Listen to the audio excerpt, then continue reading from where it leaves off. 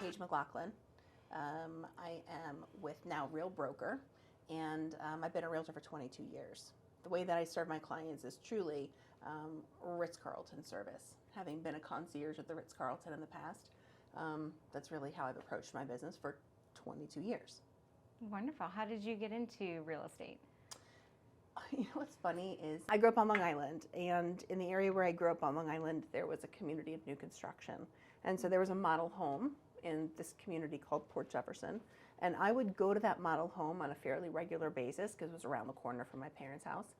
And so I was able to walk into that model home and just became enamored by the concept of the woman sitting downstairs being able to sell this amazing home.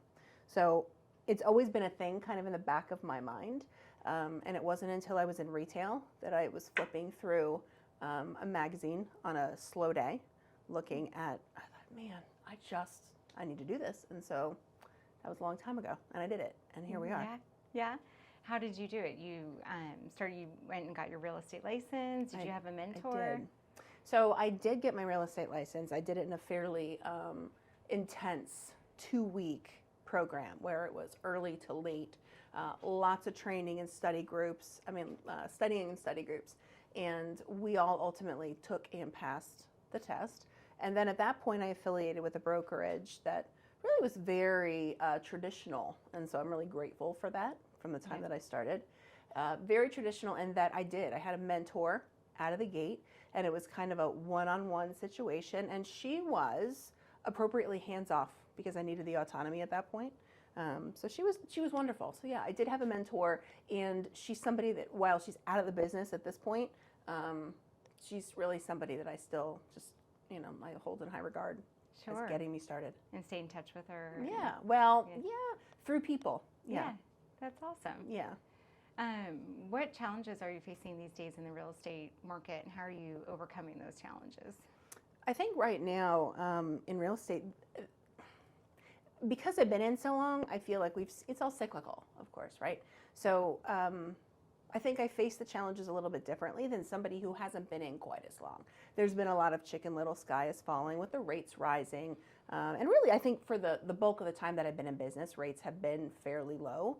Not the whole time, but the fact that they were rising was something that we needed to learn how to readdress with our clients. But I think the challenge with the rising rates, it's normal. They're normal rates. Are they different rates? Sure they are, but they're still normal. So learning that dialogue, learning that conversation was important. And I think too, the conversation now between the supply and demand, that's something we learn in elementary school, right? There just hasn't been the supply to date. So being able to explain to our buyer clients how best to write an offer, how best to win the offer, that's been, it's a learning moment. Yeah, kind of reframing it. Yeah, a exactly. bit. Exactly. I feel like the reframing has to happen on a monthly basis. Yes. Because things are always different, right? Always changing. Yeah. What are you doing for marketing and advertising to bring your clients in? So I really have been pretty organic for the bulk of my career. And I'm pretty word of mouth. I'm very referral based at this point. And I feel like we talked about in the beginning, the way that I approach my clients is very Ritz-Carlton. Like I said, having been a concierge at the Ritz, it's just very customer service oriented. And I think maybe the reason I worked at the Ritz and in that role is because I probably had been, raised that way anyway. But providing that level of service to my clients has been amazing. So the way that I grow is really word of mouth. Most of what I've done over the course of the past years has been, I need to rebuy or sell with you because I've done it before, or here's my daughter, sister, brother, cousin, best friend from high school who now needs to do a real estate transaction, and you're the first person I thought of. Yeah, that's a great way to bring people in. Yeah, it is. It saves marketing dollars. Yeah. I'm kidding. It costs other ways. It does. What do you find most rewarding about what you do? I'll always say the thing that I find most rewarding is the fact that I go to weddings. People are at my baby shower, or I've been at funerals, or I am a part of people's lives and they are a part of mine. There's just been some very significant life events that have happened both for me and for my clients, and it's just been an amazing relationship that gets built during the purchase or sale of somebody's biggest asset. You know, Absolutely. it's more than just dollars. Absolutely, yeah. Speaking of life changes, you've had quite some life changes recently, right? I have. Would you like to talk about that? I would love to talk about that. You know, at the time that I was going through cancer, I was diagnosed with diffuse large B-cell lymphoma in July of 2021. Okay. And so at the time that happened, it was a complete shock. I knew something was up, wasn't sure what. Went to the doctor for a series of months, couldn't find anything, down the wrong path. Were you just feeling off? I was having trouble swallowing. Like I had this pressure up here, I was having trouble swallowing, and I knew that something was up, but I didn't know what. And so they were trying to tell me that it was something related to acid reflux. I'm like, that's not it. That's not it. And I've always been a girl where it's like, if the doctor tells me, must be right? Like, I don't know Right. that stuff. So if a doctor says it, so that was a time I really started to learn self-advocacy and how important that is in your medical journey. But at that point, I knew something was up. And so I just was frustrated with the lack of progress. We'd done a number of tests. Everything's fine. Everything's good. Now we're going to do this test, but we can't do it for a month and a half. And I found that I also had this lingering cough that was getting progressively worse. So I went to, I'm an HMO. So I went to their acute urgent care, which is kind of like an emergency room in Tyson's. And it was, like, I'll never forget the date. I'll never forget exactly what went down, the conversations, the friendships made that day as a result of this like harrowing experience. I went in for this cough and they started doing imaging and the doctor came in and said, hey, you're good. Like, we just need to have the radiologist review your stuff one more time. Your blood work looks good and we're just gonna let you go here in a minute. Send you on your way. Yeah. And so literally like 4 minutes later, he comes back in the room, closes the door behind him, and he says, so the radiologist identified something in your chest. It's showing as a mass in your chest, and heart drops, right? And so we're going to need to do further imaging. And so they took me in for a CT. Now there's a shift change. That doctor leaves. I never see him again. And I'm waiting for the results. And you know how your results come to a portal now prior to a doctor ever getting them to call you to discuss them? That happened. So they came in on my phone. And are you by yourself at this point? Yes, correct. By myself. So I read these, and the first thing I did was burst into tears and call my mom and say, you need to get here, and you need to get here quickly. My mom lives in Herndon. Of course, I was in Tyson's. And so she dropped everything. I'm sure she did. And like a mama. She got there really quickly. So, so I, I've been very public with my cancer journey, and I refer back to that day on a regular basis through my blog, through conversation and that kind of thing. And that was the day, like that was my own personal D-Day. That was the day my floor fell out. And so hearing the word, like, there's something in there, we've consulted oncology. Like that was scary. That was scary. And there were a few weeks there where things were really, really scary. And I won't say the scary ever went away, but once you have a plan, once they've formulated a treatment plan for you, that's when you start to have the hope that I'm gonna do it. Yeah. Right? Like, let's just do this. Let's face this. There's no question that I'm not going to get to, I'll get to the other end. It's just, I needed to know how to get there. And that weird time for like 2 weeks from that initial, like, hey, there's a big thing in your chest, size of a grapefruit, weird, to the point where they say, here's how we're going to fix it. That was a scary time. And how long was your treatment through? I went through about 6 months of chemo. My chemo consisted of 3-week cycles. The first week, from Monday to Friday, I was 24 hours a day attached to a pump. I was in the center for the first day on Monday. Tuesday, Wednesday, Thursday, I was attached to a pump. And Fridays, I would go back in again, and I would finally be able to go to my son's football games and whatever without a big pump and chemo bag attached to me. And for the first few cycles, I felt great. So like the first 3 cycles or so, I was great. Cycles 4, 5, 6 really started to kick my butt. And that's when all of the typical stuff set in. I'd lost my hair. We shaved it, my best friends and I shaved my hair as soon as the first cycle happened. Cycles 2 and 3, everything fell out. I was yellow and bald and no brows. But anyway, I mean, again, I embraced it. It was great to not have to like style hair. Yeah. It was Probably pretty saved awesome. you 30 minutes in the morning. At least. Yes. Yeah. Yeah. Yeah. Oh, wow. That was a lot to go through. Yeah. And now you're on the other side. How long have you been in remission?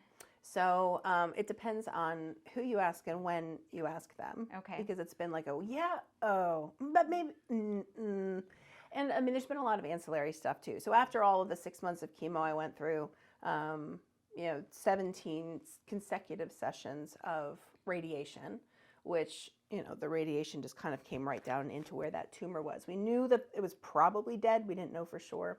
But I've had surgeries. I also had thyroid cancer. I had to have that removed. They punctured my lung in the process of one. I mean, it's just been a lot. And Yes. like I said, I've been very public on social media about that. So it's been amazing for creating community. I call it cancer talk, really. Sure. But at the same time, creating community on social media. I've got people around the world, people who talk to me about, I'm pregnant with my second child. My husband was just diagnosed with your cancer. I need your help. I'm scared to death. And so the ability to be able to reach out to people has been huge. Because you don't really know, as much as you say it or talk about it, you don't really know until you go through it yourself. It's true.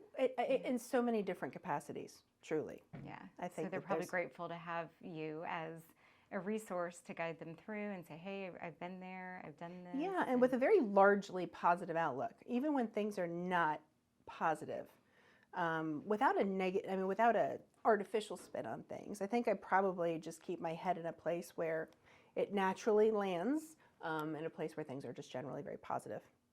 How has that positivity brought you to where you are today? Man, I'm grateful for it because I interact with a lot of people on a regular basis who that might not come as naturally for. I think the positivity in my world, while it's not always there, like we had our moments during COVID. I've had my moments over the course of my life where it's been really hard to find the bright spots. But what I find, though, is that mindset's 1,000% most important. Out of everything in my world, it's my mindset, it's my gratitude. It's how do I approach things on a daily basis and being able to kind of filter. I mean, I find times where I'm so stressed out about certain stuff, and I find myself sitting there counting my top 5 items of gratitude. And so that will help you. When you're being grateful for stuff, you can't be negative about things, right? Like you can't do both at the same time. You can't. There's no space for both. No. So I think that it helps keep me, through my divorce, through challenges in my work, through my health issues, through raising children. I just think that it's been just great for me, great for my kids, great for my fiance, and just a great central focal point. Absolutely. Tell me a little bit about what you're doing with the National Lymphoma Society. Yeah, so Did I say that it is. correctly? Yeah, the Leukemia and Lymphoma Society. Okay. It's the biggest blood cancer organization that exists. So they deal a lot with policy and policy related to blood cancers, also in research and then also in patient support. So those are their 3 mission pillars. And when I was sick, Googling lymphoma, that's of course one of the first things that pops up. So having been so active in social media, for me when I got there, the resources I needed initially were message boards and people who've been through it, but there was a large part of me that didn't want anything to do with knowing what other people did. I didn't want their story, I wanted my own story, and I didn't want to know their challenges because then I would worry about them. Did it just feel myself. overwhelming to? It felt really overwhelming, and so at that point, I stepped back from message boards. I unsubscribed from them coming to my email, and I really focused on what were the other things that they were doing. And again, just a very positive spin on everything, and just here's the support that we provide. What do you need? Basically, it's like what can we do for you? And they really were just so supportive. And I began to realize that the research that is funded on a regular basis, I mean, it's not just like, hey, we do research. It is, I mean, just such a machine to cure cancer. And in the time that I was sick even, Leukemia and Lymphoma Society did so much research that there were 2nd and 3rd line of defense treatments. You're treated, it goes away, it comes back again, you're now 2nd line. So there were lines of defense that were moved up a line. there was so much research going on that while you couldn't have gotten this amazing treatment until it came back a second time, now we're going to bring it back. It has been just amazing to watch just in the time that I've been sick. The evolving process. So when I met a friend of mine, her name's Christine. Christine ran for, it was Man and Woman of the Year at the time. They've now changed the name to Visionary of the Year. It is the largest fundraising campaign that Leukemia and Lymphoma Society has. And she asked for my support in 2022. And I was still in the throes of my radiation and my treatment. It was a really hard time for me to be involved in such an intense situation. But that's where I fell in love with it at that point, with Christine Mills, with her campaign. And so Christine encouraged me and then later nominated me for 2024. So she invited me to the 2023 gala. I sat there at the front table on the anthem at the Wharf in DC, and I just fought with everything that I had, holding my fiance's hand, to not lose it. I was at the front table, just conveniently, the closest, literally the closest to the stage, like where this wall is. Yeah. And it just was so compelling and emotional. And Stephanie Snepkowski, who ended up being the Visionary of the Year for 2023, is now my mentor, as now I'm running for Visionary of the Year for 2024. Congratulations. Thanks. I'm just, man, it's my biggest platform I think I'll ever have. It is my biggest opportunity to make such a huge difference and impact the lives of people who are dealing with blood cancer after me. Stephanie Snepkowski was so dynamic and amazing, and her son, also amazing. His name is Drew. He had leukemia, and so she was doing this campaign to honor him and to continue to prevent any other children from developing blood cancers in the future. So she was incredible, is incredible, and anyway, so that's why I chose to get involved with them. And so now I'm in the midst of a 10-week, in the throes of, not midst, the throes of a 10-week They just put campaign. you right in. Man, it started on March 28th, and we end on June 8th. And so within that time frame, my team's goal, and I've got about 20 on my team, probably about 9 who are engrossed in just what can I do, how can I help, and it's absolutely amazing. So our goal is $300,000 to raise for Leukemia and Lymphoma Society, with an intention of going far past that. So I just figure. Go ahead. I just figure that whatever money we do raise, whether it's that full 300 or 700,000, we just don't know when a big gift is going to come in, or when someone is going to feel moved and affected by blood cancers to donate the way that they are able to donate. Yeah. Do you have any big events coming up, fundraising events? So yesterday we had what was called Action Day. That was a big push kind of toward the beginning of the campaign. We also have a number of events coming up, kind of smaller events, targeted events for specific groups along the way. Our big final gala is on June 8th, but the best way that I've had for people to get involved is to check out my story. Because again, until people know who I am or how I was affected or what blood cancer does, it's hard to really identify, right? Like anything else. So my website goes directly to my Leukemia and Lymphoma Society site, and that's just thecurecollective2024.com. And thecurecollective2024.com is a way for people to go. There's a couple of embedded videos to kind of learn a little bit more about me, about my story, some pictures, and truly the hope at the end of the tunnel, Absolutely. Well, it's wonderful to see you today and meet you. Look happy and healthy. Thank you. For I feel great. Thank you for coming having in me today. Yeah. Thank you so much. It was a pleasure. Thank you. It was a pleasure for me too. Thank you.